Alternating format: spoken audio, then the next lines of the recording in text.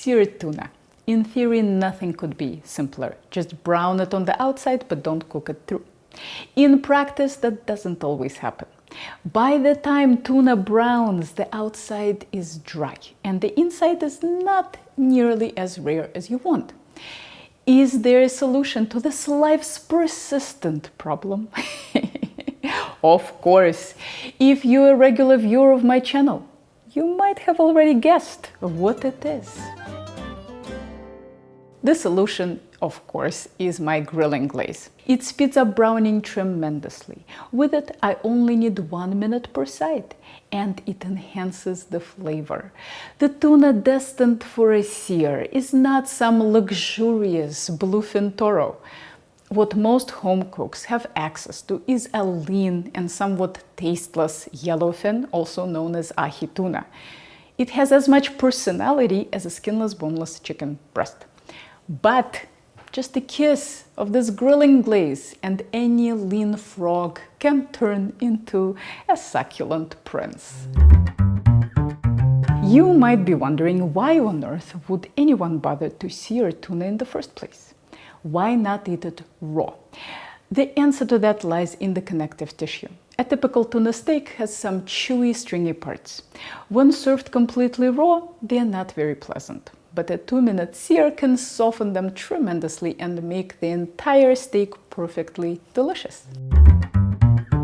To make the grilling glaze, start with 1 garlic clove grated on a microplane zester, add 1 teaspoon of Dijon mustard, 1 teaspoon of soy sauce, and 1 teaspoon of pomegranate molasses. If you don't have it, you can use half a teaspoon of balsamic vinegar and half a teaspoon of honey or maple syrup. Whisk it all until smooth and then add just over 1 tablespoon of neutral oil like canola while whisking constantly.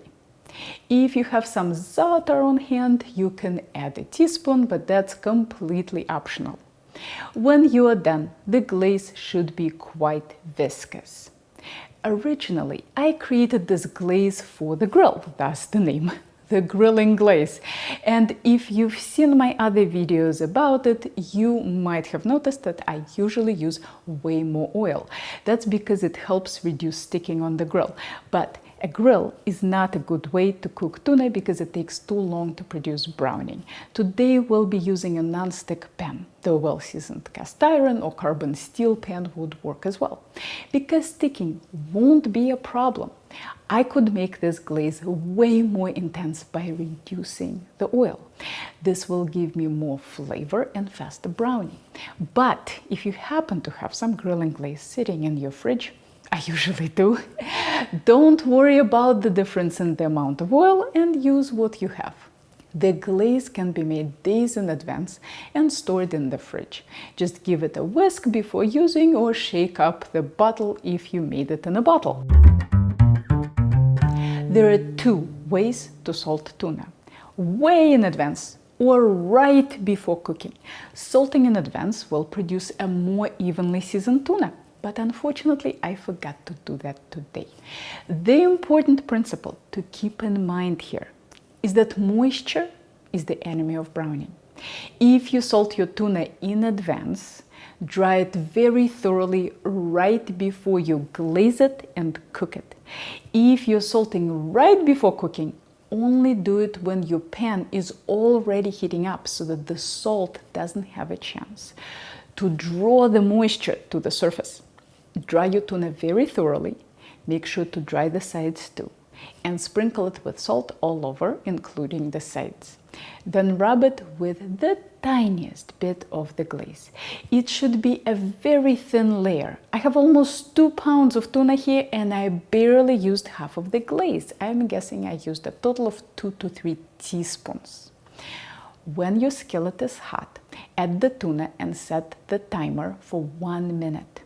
My pan is a little big today, so once in a while I move my tuna to the empty parts of the pan to prevent the pan from overheating.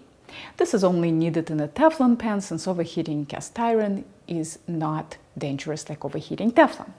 You can also use the carrot trick I showed you in my other videos, but since the whole sear is only 2 minutes, I doubt you'll set off your fire alarms. After 1 minute, my tuna is nicely browned and I can flip it. Set a timer for another minute. After the second side is brown, I turn off the heat and briefly stand the steaks up on their sides. Get them out of the pan and slice immediately. There is no need for the tuna to rest since we don't want the center to continue cooking. Figure out which way the grain is going and slice the tuna across the grain. This will avoid getting the connective tissue stuck inside each slice. But don't worry too much about it. The grain in the tuna steak curves, so there is no perfect way to do it. This tuna can be served as is, but it's particularly lovely with the salmorejo sauce we made last week. There are many ways to plate it. Today I'm doing it family style and making a big platter of tuna for my family's dinner.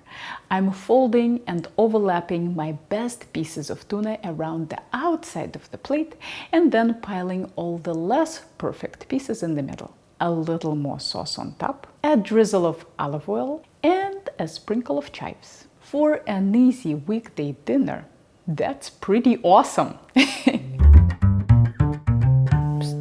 In case you're in the Boston area, here's the best kept fish buying secret. Market Basket in Waltham. Yes, it's a regular supermarket, but their fish department is a dream. I don't know how they keep their prices this low and the quality this high. For example, this tuna was only $14 a pound, while all the fish markets charge roughly $30. No, not previously frozen, fresh! I don't know how long this miracle can last, but for now, I am loving it.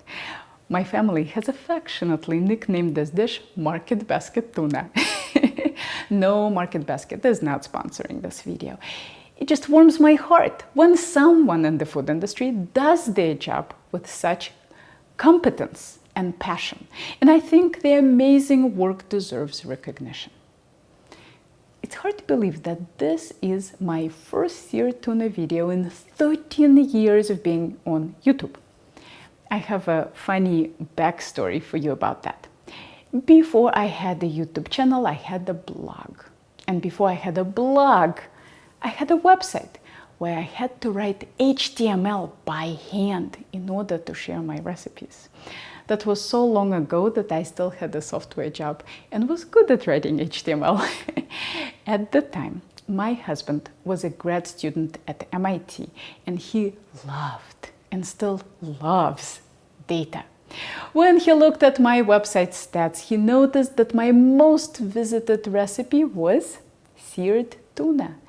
He tried to convince me that I should make a website dedicated to all things tuna because in academia, focusing on a very narrow topic was the path to success. Unfortunately, I tend to follow my heart more than data. And as much as I love tuna, I just couldn't see myself dedicating my life to it. So we'll never have that tuna website, but at least now we'll have a tuna video. We'll see if YouTube algorithm of 2023 will be as generous to it as the Google algorithm of 2003. Here are more very detailed culinary tutorials for you to check out, and if you are ever in the Boston area, maybe I'll see you in one of my classes.